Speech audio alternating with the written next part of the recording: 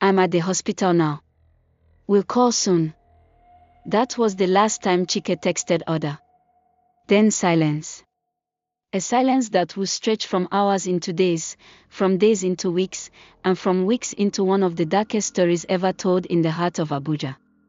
Chika was not the kind of girl to disappear. She was diligent, responsible, and deeply rooted in family.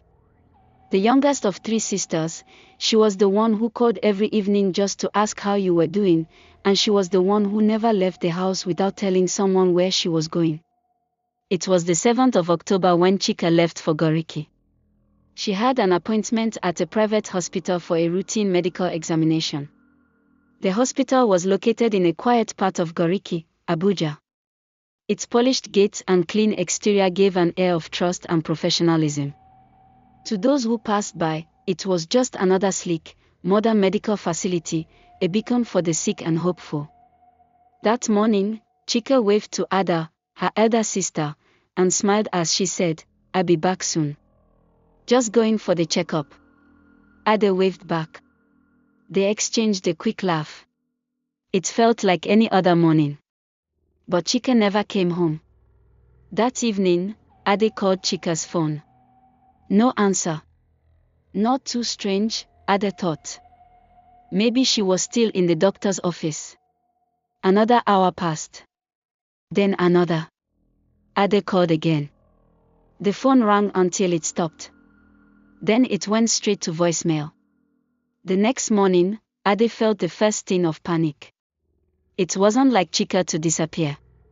Not like this. She'll call soon, Ade tried to assure herself. Maybe she's tired, or her phone died. But when an entire day passed, Ade knew something was wrong. Very wrong. With a beating heart, Ade went to the hospital herself. The receptionist smiled a plastic smile. Ade gave Chika's name and appointment date. "Sorry, madam," the receptionist said, scrolling through files. "We don't have any record of that name." "What do you mean?" Ada pressed, voice shaking. "My sister came here. She texted me from here." "Here? You must have her files. You must have seen her." The receptionist glanced at her computer screen and shrugged. "There's no patient by that name. Perhaps she went elsewhere."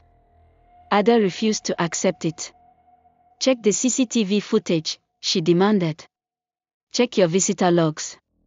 But the receptionist refused, calling a manager who claimed their CCTV was down that day. Ada felt herself shaking as she left the hospital. The building felt too quiet. Too clean. Too composed. It felt like a place that knew how to swallow secrets. Days passed. Ada went to the police. At first, they waved her away. "Missing girls often come home eventually," one officer said with disinterest. But Ada refused to give up. She returned every morning, every evening, every night until one inspector, a man named Kelechi, finally offered to listen. He was skeptical, but Ada was desperate, and desperation can ignite action. Kelechi pulled the visitor register for the hospital. Ada was nowhere listed. According to the files, she had never walked through those gates. According to the staff, she had never been there. Yet Ada had the text. Ada had called Chika herself that morning. The inspector sighed. "Something doesn't feel right here," he said quietly. "Give me a day." The next morning, Ada and Inspector Kelechi returned to the hospital. They insisted upon viewing the CCTV footage. The staff refused, claiming privacy reasons. The inspector threatened a court order. Suddenly, after hours of resistance, the hospital manager relented. They watched as the grainy black and white footage rolled.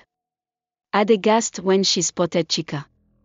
The camera captured the moment she entered the gates, dressed in a blue dress and carrying a handbag. Ada watched as Chika stepped inside, and then she never came out. The camera at the exit captured countless patients leaving throughout the day. But Chika? Never. Where is she? Ada whispered, voice shaking. She came in. Never came out, the inspector said grimly. We have a problem.